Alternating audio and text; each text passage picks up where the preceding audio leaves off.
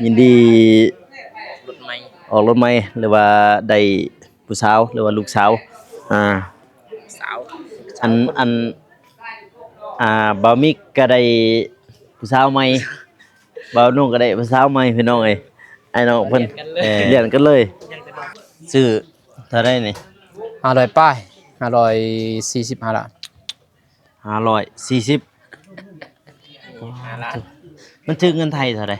จักแสน686นะจักเด้มันเด้อ700,000ป้ายให้เขา800,000โอ้790,000 700,000 บาทคือขนาดนี้ไปพี่น้องเอ้ยเดี๋ยวสิพาบ่าวนุ่งไปถ่ายคลิปตินี่เนาะสายเนาะไปบ่ไปเลยใช้อันอีชังผู้เบาผู้มาไม่หั่นนะบ่มีคั่น ตัวใหม่เคยไหมเหมือนผู้เบาไหมเคยไหมเคยใหม่เลยเบาบ่มีเพิ่นก็ได้สาวใหม่อันเบานุ่งก็ได้ผู้สาวใหม่สาวใหม่นี่กำลังสิไปสวรรค์เขตเด้อพี่น้องเด้อเจอกันทีมงานทางสายบุญทางนั้นถ่ายอีก5ชั่วโมงฮอดแน่นอนนี่เจอกันถ่ายอีก5ชั่วโมงฮอดแน่นอนทางเดินทางสวรรค์เขตเฮาเอ้าถือว่าออกเดินทางประตูมาจากไหนเด้โอ้น้องนี่แหละซื้อไปเสริมกัน มาให้นี่รถไผรถน้อง น้องเจ้าบ่น้องเมียอ๋อไปซื้อน้ำกันนี่แหละนี่เมื่อวานนี่ได้พร้อมกันเลยตู้ตอกมือเดียวมันก็สิ565นั่นบ่มักแต่ทางคือว่าเห็นแม่เจ้าล้างถ้วยคือบ่เอาอันเมียมาล้างถ้วยเฮ้ย บ่มีนะบ่มีจังใดแต่งมาใหม่ๆหมู่บ้านมื้อซื่นนี่เห็นไหนแต่งมานั่นน่ะอันเฮาเบาโกบ่ได้มาหาเพิ่นประมาณ2ทิศ2ทิศเอาเมียใหม่พี่น้องได้เมียอีกแล้วบัดนี้บ่เอิ้นผู้บ่าวเฮิมเลยเด้อบัดนี้ได้เมียรอบ2แล้วพี่น้องได้เมียรอบ2แล้วคือบ่เอาเมียมา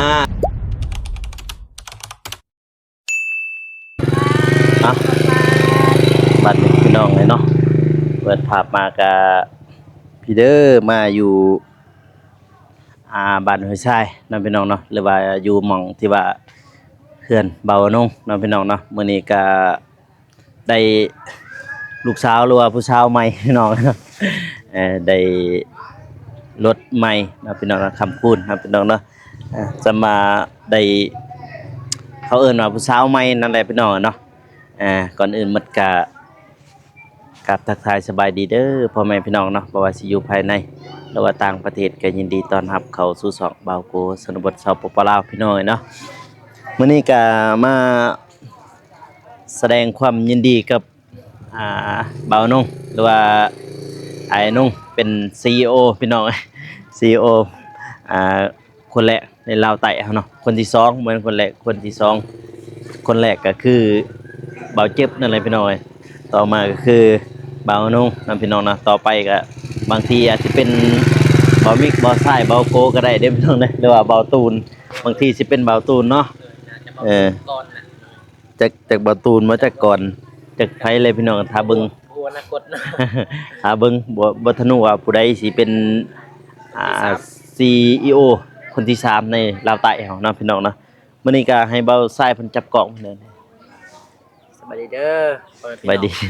บ่าวทรายเพิ่นพี่น้องเนาะมายินดีรถใหม่ออกรถใหม่หรือว่าได้ผู้สาวหรือว่าลูกสาวสาวอันบ่าวมิกก็ได้ผู้สาวใหม่บ่าวนุ่งก็ได้ผู้สาวใหม่พี่น้องเอ้ยไอ้น้องเพิ่นเรียนกันเลยยังแต่บ่าวทรายยังแต่บ่าวทรายกับบ่าวโกนี่แหละโสดอยู่นี่ยัง2คนตัว4ประตูข้างในเฮาเห็นเมื่อวานนี้เพิ่นนำมาเมื่อวานนี้เฮาก็บ่คิดได้ว่าสิแม่นความจริงคือมันมาคิดว่ารถผู้อื่นเห็นแม่นเห็นเพิ่นมาประมาณจักโมงประมาณจื้อบ่เพิ่นมาก็คืนแหละแม่นกลางคืนแหละ10 โมงบ่ฮอดติ8 ติ8 โมง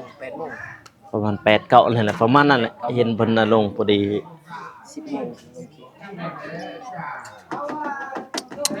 คักๆพี่น้องเอ้ย ตานี่นะ แม่นบ่ค่อยมักลังวันนี้ถ่ายมันสื่อเด้จะเอวาโอ้น้องเอวา สิบ่ฮอด จะสิขึ้นไปเฮ็ดหยังล่ะมันเอาได้อยู่ไหนหั่นมันฮ้อนได้ เอ้าเอวาจนใหญ่เลยพี่น้องเบิ่งเอวาเนี่ยตั้งแต่อันเท่าไหร่ตั้งแต่3 เดือนบ่ได้เห็นบ่โกจุกจะยิ้มมันเอาอยู่ไหนนี่ มันเอ้าลูกตา มันฮ้อนเออ ออกไปอยู่เนาะไปมันฮอด มันออกพี่ เป็นหน่วยย่านเด้ ประตูพอดี แล้วอะไรสิเขาในมันฮ้อน เขาลูกมันฮอด มันฮ้อน สบายเด้อพี่เด้อ เอ้าเอวาเนี่ย กำลังมา ดีๆได้ จับดิลูก จับดีๆเด้น้องล้มเด้ ไปอย่าแรงตีลูก ระวังล้มเด้ติดไม้นี่ กำลังมา กำลังมาพี่น้องเอ้ยเนาะซื้อเท่าได้นี่ 500ป้าย545ละ 540 ล้าน มันถึงเงินไทยเท่าใดจักแสน จุดเด้มึงเด้อสิได้ ได้บ่7แสนป้ายเด้อบ่ 7แสนปอดทุบ มึงเด้อเงินไทยเนาะ500 545มาคูณแม่นมาหาร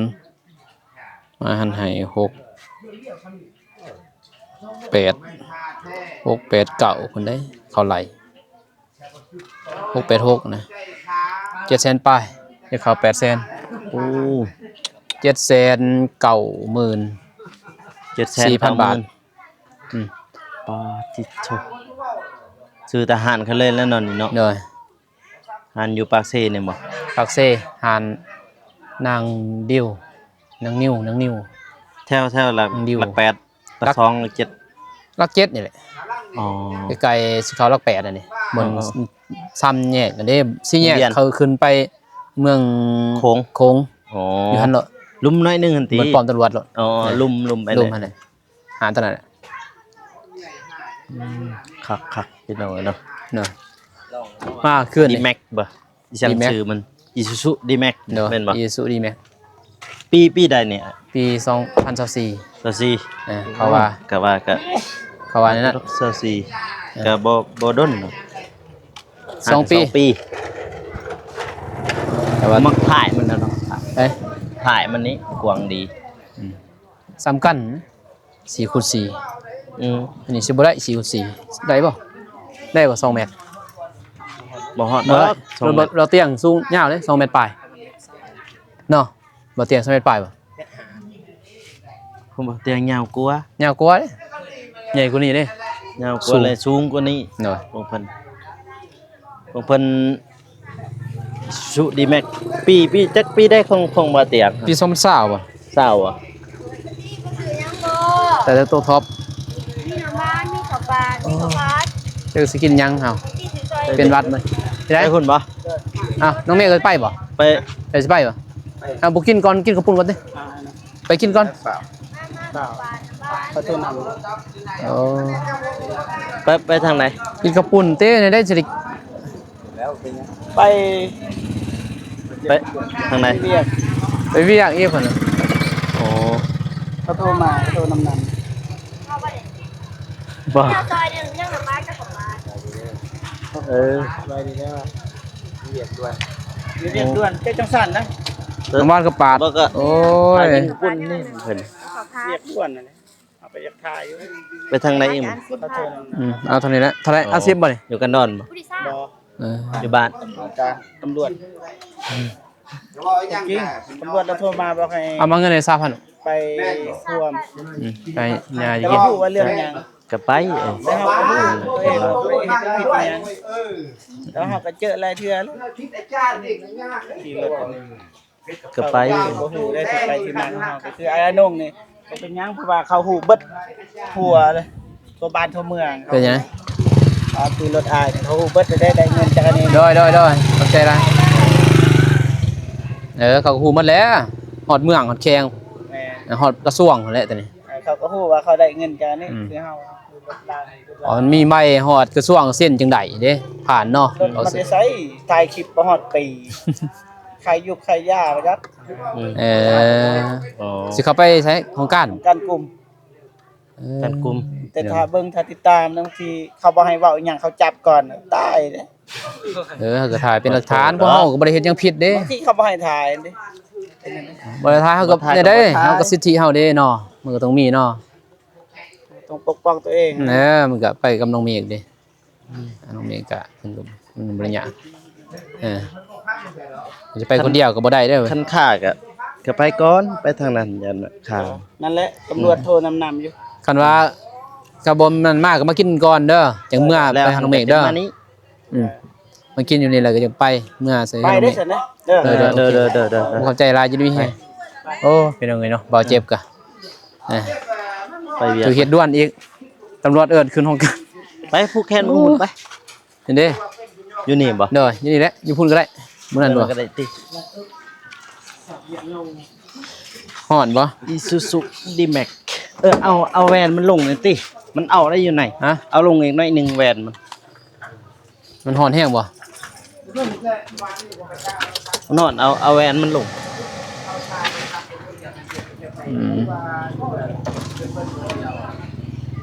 เบิดซี่ข้างน่ะเ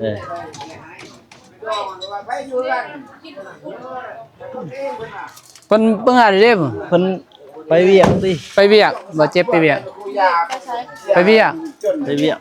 ขึ้นห้องการบ่ตำรวจเอิ้นจักกันบ่เจ็บเบิ่น เอาเรากินขอบคุณคนที่อื่นนั่นแหละ บ่ทัน แขนผูกประตูก็ได้เนาะผูก ได้ ตัวได้ก็ได้ ก็ได้ โอ้ หาเพื่อจะเอาเบียร์ป้องเจอนะไปบ่ อ่ะผูกนี่ก็ได้ นี่บ่ เอาคำคุณเด้อรถใหม่หาเงินมันๆเฮงๆพาเบาน้องไปถ่ายคลิปให้ยอดวิวปัง น้อยสาธุ ๆพี่2024ว่าจ้ะ 24 พี่ว่าใส่ว่าถ่ายทางในมึงขึ้นได้แต่ว่าเนาะ เอาลงก็ได้เอาลงเลยนี่เอาลงโอเค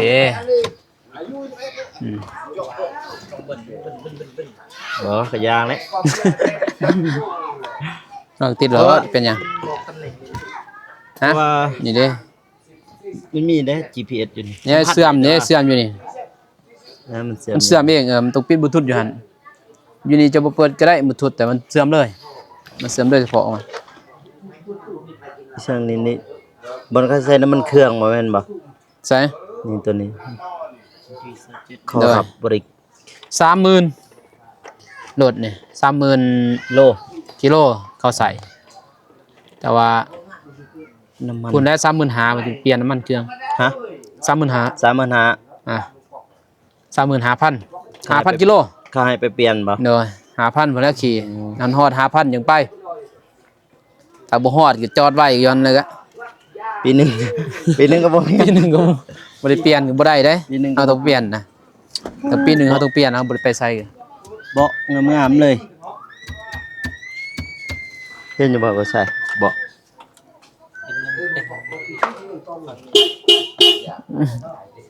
สุดยอดคักอีสุดดีแม่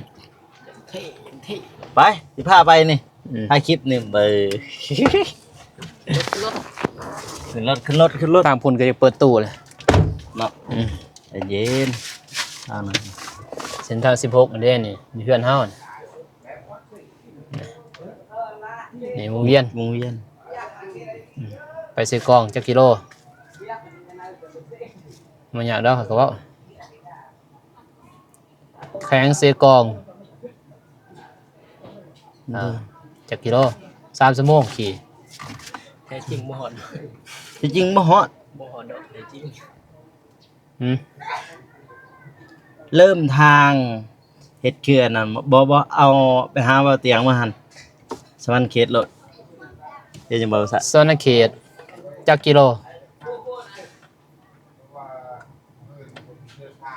ใส่ ยังบ่ทันคนหาแต่ละ สวรรณเขต เอ้ ผมเห็นติ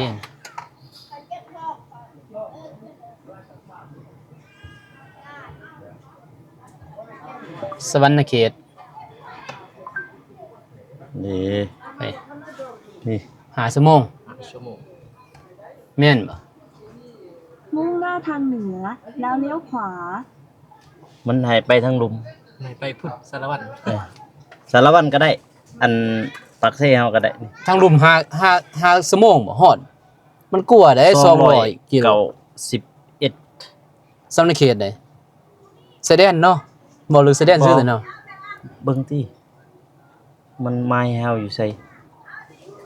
มันไม้เฮาอยู่ไสนะ จุดปลายทางนี่เด้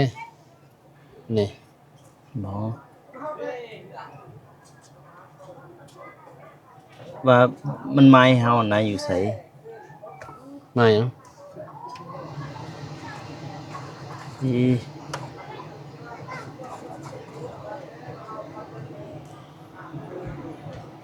ปักหมุดนั่นแหละเฮาต้องปักหมุด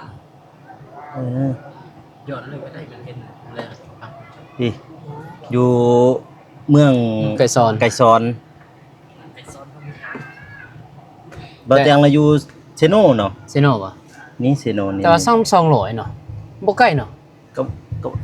ก็บ่ใกล้โตค่อยไปทางปากเสก็200เท่าใดโตค่อยทายตอนนั้นเด้ 200ซื่อบ่ 200ป้ายเฮือนแหละ อืม บ่มึงบ่ยังไม่ใหม่ คักไอ้เนาะในเรื่อง ปุ๊บ นั่งรถไป ยังขึ้นคักบัดนี้ มันต้องสตาร์ทมันบ่ได้ยิน เพราะมันก็บ่ได้ยินเนาะ อืม ปึ้งคือขนาดเนาะเบาโกนี่คือขนาดนี้ไปพี่น้องเอ้ยเดี๋ยวสิพาเบาน้องไปถ่ายคลิปนี่เนาะใส่เนาะ ไปบ่ ไปเลย ใช้อันอีสังอ่า ตามบ่มีบ่ บ่ผู้เบาผู้มาใหม่หั่นนะบ่มีแค่น ตัวใหม่ เคยไหมเหมือนผู้เบาใหม่เคยไหม เคยใหม่ได้ เออ ใหม่ เบาบ่มีเพิ่นก็ได้สาวใหม่อันเบาน้องก็ได้สาวใหม่พี่น้องเอ้ยสาวใหม่นี่ โดนได้บ่โกมันมา ด้นแล้ว โดนจนหมูใดลงใดเมียมา บ่มีก็จนได้เมียแล้วเบาน้องก็จนได้อันลูกใหม่อีกนี่ลูกใหม่อีกลูกชายลูกสาวนี่ ได้ ปี2024ครับอยู่ พอบ่โลนี่บ่โลเฮาก็บ่ฮู้เนาะว่าบ่โลตาโลสายเดิมบ่จักแต่ว่าเขาก็แต่งอะเนาะ ซ้ายอีหยังตัวกันนี่ ตัวนี้ซ้ายนี่เบิ่งนี่ดิเบิ่งจากหมอนี่ก็ได้ ชวนว่า อย่าบังคับเนาะ เบิ่งจากนี่ก็ได้ ชวนว่านี่ ใหญ่แบลเพิ่น ใหญ่พ่วง หั่นน่ะ เพราะว่าตัวนี้มันต้องอยู่เบื้องนี้นี่เนาะนี่เขาครับ แม่น เห็นบอกเขาจับ ถ้าว่าลาวแท้มันสิอยู่บนนี้เบิ่งนี้ เบื้องนี้สายเดิม ตัวเบรกมือ มันตัวนี้อยู่เบื้องนี้พี่น้องมันก็สิ ใหญ่พ่วง ยังยากแน่เวลาเฮาขับรถ แม่น ใหญ่ๆพวงมันสิจับเบื้องนั้นมาแล้วมันมานี่ดึงมาพี่บ่ใกล้ๆนี่พี่อันตัวนี้ยังแค่นี้นี่เขาตั้งขึ้นแม่นบ่ นี่ปกติ อันนี้ได้เห็นบ่มัน ถ้าบ่ใหญ่พ่วงมันสิอยู่บนนี้ อันนี้มันเป็นเห็นบ่มันก็เป็นเลยนี่เห็นบ่ครับ มันห้องมือเขาเลยเปิดแอร์ได้นี่ยังหอน กำลังสิไปสวรรค์เขตเด้อพี่น้องเด้อเจอกันนะทีมงานทางสายบุญทางนั้นถ่ายอีก5ชั่วโมงฮอดแน่นอนนี่นี่ เจอกัน ถ่ายอีก5ชั่วโมงฮอดแน่นอนทาง ออกเดินทาง สวรรค์เขตเฮา ถือว่าก ำลังสิออกเดินทาง ก็ใกล้เติบเนาะ200เนาะบ่ถึงเนาะ300เนาะ ใกล้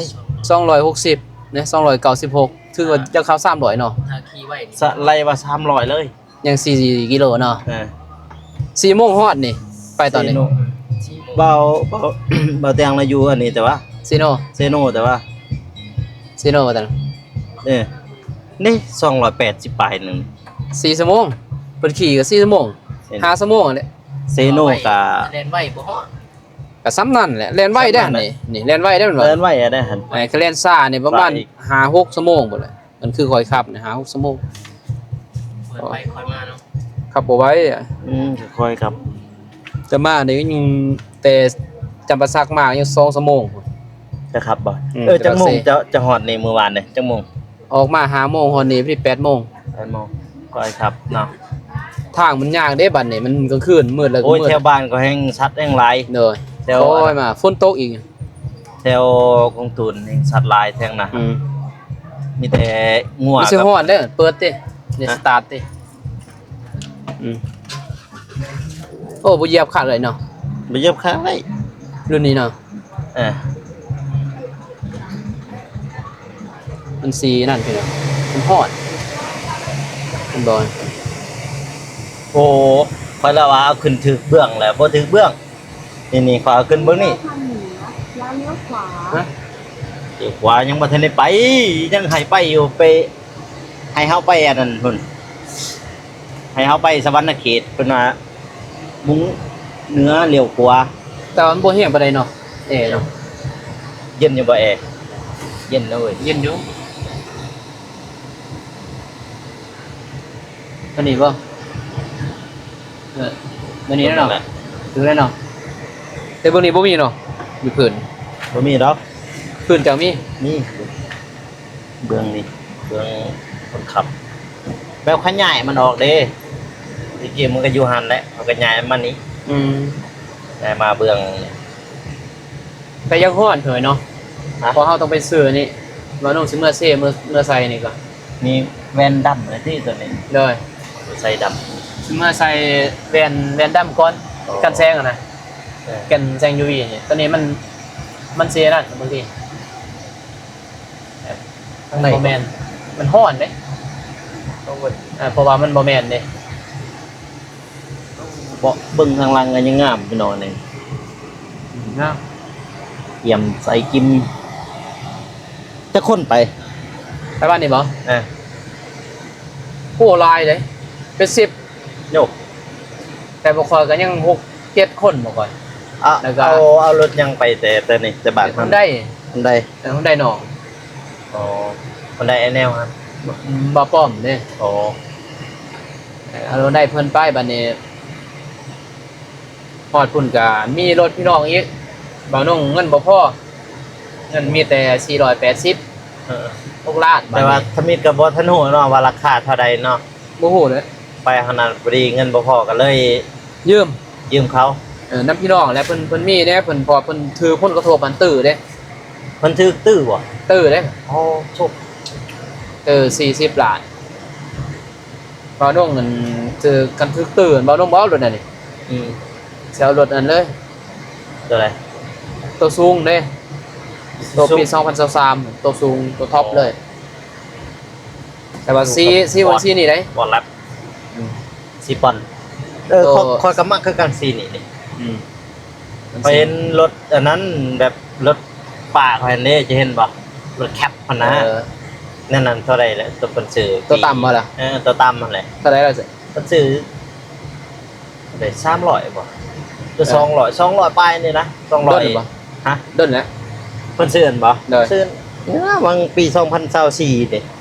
ตัว3ตัว4เด้คนซื้อ สำนันแล้ว แคป 200 200ปลาย แต่ว่าแต่ตัวต่ำสำนันแต่ตัวสูงมันก็300ป้าย แม่นแอร์เย็นอยู่ในเลยแอร์เย็นคักเอ้ย เย็นกันแห้งอัดมันอัดเบอร์4อัน เอามันทันอัด ยังมันก็เองดูดมันเลยนะมันก็สิเย็นกว่านี้ เอ้าให้อีกมันน่ะ ประตูมาจากไหนเด้โอ้น้องนี่แหละสื่อไปซื้อกัน มา อ่า ให้นี่รถไผ รถน้อง น้องเจ้า บอลน้องเมีย อ๋อ ไปซื้อน้ำกันนี่แหละนี่ เมื่อวานนี่ หน่อย พร้อมกันเลย พร้อมกันเลย ตู้ ออกมือเดียว พร้อมกันเลยมือเดียว มันก็สิ565 นั่นบ่มักแต่ทางหลังมันเนี่ยกระบะหลังมันนะ ใหญ่เด้ มักกระบะหลังมันเนี่ยแบบเดียวกันสิ ไป กับพวกจ๋า บอล บ่ เป็นสิท็อปกว่าเขาอีก อ๋อ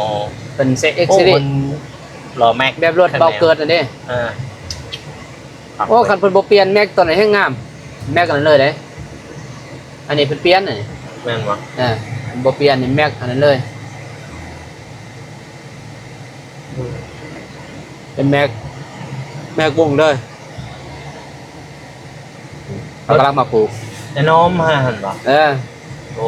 ร้านเจ้าของพุ่น แสดงแต่ว่า บ่พุ่น โอ้สะดำหั่น เลยเพิ่นได้ซื้อตื้อไป เพิ่นถึกตื้อไป เออ เป่าถก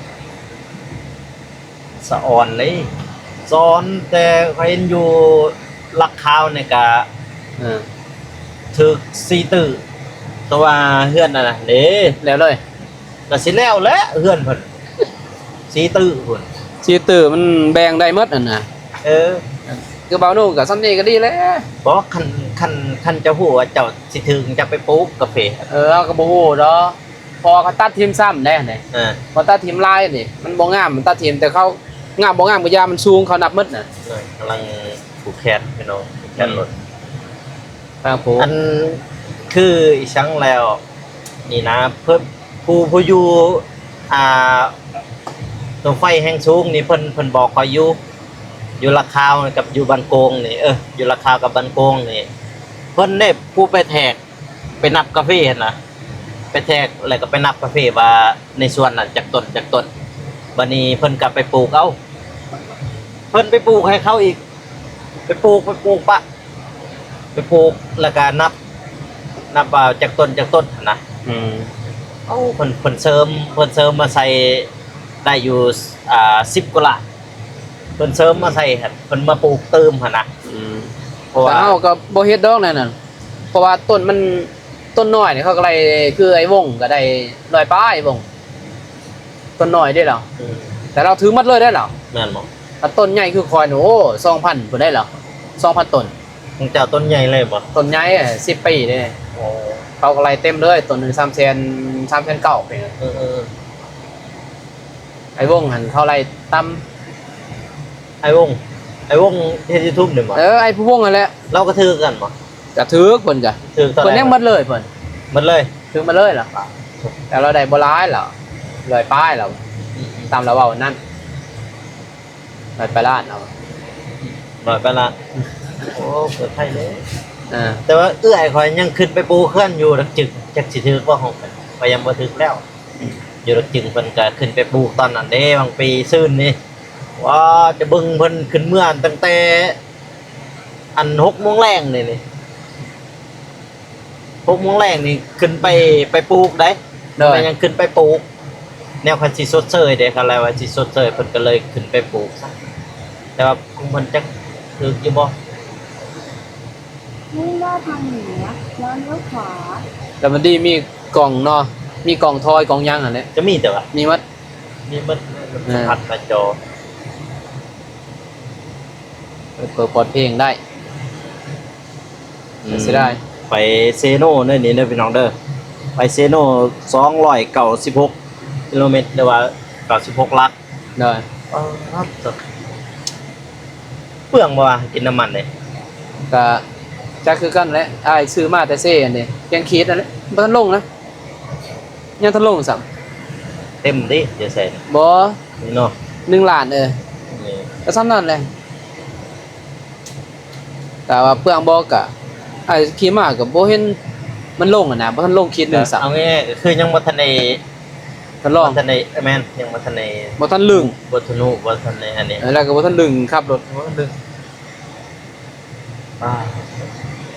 ของบ่เฮาอันนี้ ฮะ ของนอกบ่เฮา ก็เปิดเพลงติ จะจบคลิปเลยใช่เลยเอว่าไม่ใช่เลย พูดมีหน่อย ไปข้างในก็ได้ไป แต่ก็บ่ติดดอกไปกินข้าว มอดเนาะโอ้ยจังได๋เนาะบ่าวมิกนี่เนาะคือว่าให้แม่มาล้างถ้วยเฮ้ยใช่เลย กันเลยแต่ว่าพัว เฮ้ย เนี่ยกลัวอยู่นี่ไงเนี่ยก็ เอ้าอีหยังนี่ก้อยบ่ลาบก้อยปลานิ่น ด้วย ก้อย ก่อยป้า ปลา เรา นิ่น ปุ้น นี่ก็ปุด ด้วย อันนี้ ตั้งพระราชาเนาะ ซื้อ แตก เอาตี เพื่อนน้องเมฆเด้พูดพูดเลยครับพูด บ่หันน้ำมันแกงนะบ่ออกมาหมด ก้อย เอา ปลา สิกิน โอ้ยพอละ เฮ้ย นะพอเด้อพอเด้อพอเด้อ โหดเปิดบ่ได้ กินรถ เอามาบ้านนี้พี่น้องสบายดีเด้ออันมากินข้าวมีหยังเนี่ยอาหารเฮา ก้อยป้า ก้อยปลา ตัวนี้มันนิ่มแน่ตัวนี้ซุป นั่นบ่ แต่ผู้มัก แล้วแต่ตัวใดก็ได้ข่อยกินได้เบิดตัวสุกตัวดิบ เอากล่องบ่ไม่จับบ่ นี่ยินกินเหลือเฟือเลยนี่ นี่ได้ตังค์นี่ ตั้งอยู่หั่น เห็นแต่คอยนั่งผู้เดียว ไม่นับบ่โอ้ยพวมเลย เห็นอยู่เห็นอุ๊บป่าเล่นกวางเอา เป็นโยมมาเลยนะ มากินข้าวพี่น้องเอ้ยอึ๊บคือเขาซุ่มผู้เดียวเนาะเป็นยังไง เอาหนังต่างกระชุงเลยเฮ้ย เราส่งเล่นครับ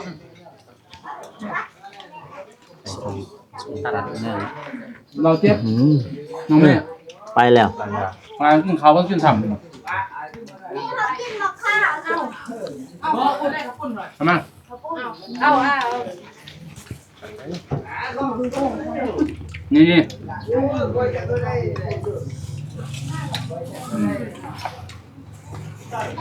ข้าวจะกิน เอาเลยได้ขอบคุณคอยบอกปานใด จะไม่ได้หรอ อืม เอาเลย เจ้าก็กินได้สองคน พอบ่เอาเขาปึ๊บ เอาแค่ เอาถ้วย นั่นแหละ ไม่ยัง กินยัง ข้าวปุ้นเป็นยัง เฮ้ยพี่น้องเอ้ยเมื่อกี้นี่มาอันสัมภาษณ์อันผู้เบาเฮิมสิบ่ได้เอิ้นผู้เบาเฮิมเด้อพี่น้องเด้อบัดนี้นี่อันดิฉันเคยไหมพี่น้องเอ้ยนี่เคยไหมเฮาอันคือเมื่อกี้คือว่าเห็นแม่เจ้าล้างถ้วยผู้เบาอันเมียมาล้างถ้วยเฮ้ย บ่มีนะ บ่มีจังใดแต่งมาใหม่ๆหมู่บ้านมื้อซื่นนี่ เห็นได้แต่งมานั่นน่ะอันเฮาเบาโกบ่ได้มาหาเพิ่นประมาณ 2 ทิศ 2ทิศ อ่า เอาเมียใหม่พี่น้องได้เมียอีกแล้วบัดนี้ บ่เอิ้นผู้บ่าวเฮิมเลยเด้อบัดนี้นี่ ได้เมียรอบ2แล้วพี่น้อง ได้เมียรอบ2แล้ว อ่า คือบ่เอาเมียมาแล้วเอาลูกเมียมาไม่ช่างน้อมาแต่งมาแนะนำให้เฮาจักนะ เห็นว่าแต่งใหม่ๆพี่น้องเอ้ยเนาะ เป็นการแสดงพี่น้อง เนาะ เป็น การแสดง โดยเป็นตัวร้าย ตัวไหลสิตัวจริงแต่ว่าได้แต่งงานพุ่น อ่ะ พุ่นตัวไหลพุ่นนะพุ่นตัวไหลจังได๋ว่าคิดว่าตัวเองเป็นตัวไหล เอาบ่สมหวังเด้ บ่สมหวังจังได๋จนได้แต่งงานบ่สมหวังจังได๋พุ่นบ่มีพุ่นบ่สมหวัง สมหวังแต่ว่าเป็นตัวร้ายว่าพระเอกบ่สมหวัง อ๋อ ก็มีแต่ติด แสด ตาง ม ว่าเจ้านี่เป็นญาติเอาผู้สาวเขา แม่น บ่เว้ย เป็นผู้ให้ อ่า อ่า เป็นญาติเอาผู้สาวเขาเนาะ โอ้ยพี่น้องเอ้ยเป็นญาติเอาผู้สาวอัน บ่เอาพระเอก อันประหยัดเอาผู้สาวบ่เมฆพี่น้องนี่ๆเฮ็ดให้บ่เมฆอกหักถล่มทลายทั้งนั้นแต่ว่าก็บ่ทันฮู้ ท่านฮู้พี่น้องว่าจักตัวร้ายสิสมหวังจักพระเอกสิสมหวังเนาะ เนาะ รอลุ้นเบิ่ง ถ้าเราลุ้นเบิ่งในอันเพลงของเพิ่นเด้อพี่น้องเด้อเพลงเบาเมฆเพิ่นเนาะพี่น้องเนาะ เพลง เพราะว่ามือนั่นที่ว่ามือเพิ่นแต่งงานคือว่าที่จริงแล้วบ่แม่นว่าแต่งงานเนาะพี่น้องเนาะเพิ่นถ่าย MV โดย เนาะพี่น้อง MV เบาเมฆเพิ่นแล้วก็เบาเจ็บแล้วก็ไผผู้หนึงนักร้องหั่นเบาอีสา บ่าน วจันทพร จันทพรเนาะพี่น้องเนาะเพิ่นถ่าย MV มีเพลงพี่น้องแต่เฮาก็ยังบ่ทันฮู้ว่าชื่อเพลงจังได๋แลก็มื้อใดเพิ่นสิปล่อยอันนั้นก็ถ้าเบิ่งถ้าลุ้นนํกันเด้อพี่น้องเด้อ เพราะว่าที่แรกก็ บ่แม่นบ่มิกดอกสิได้แสดงตัวหลาย ไป เป็นเบาตูน ตูน แต่ว่ามาปรึกษากันใหม่ อืม ก็เลยว่าเปลี่ยนบ่มิกก็บ่ได้ฮู้โต โน่คันบ่นี่เบาโกก็คักโอ้ยมาเข้าเย่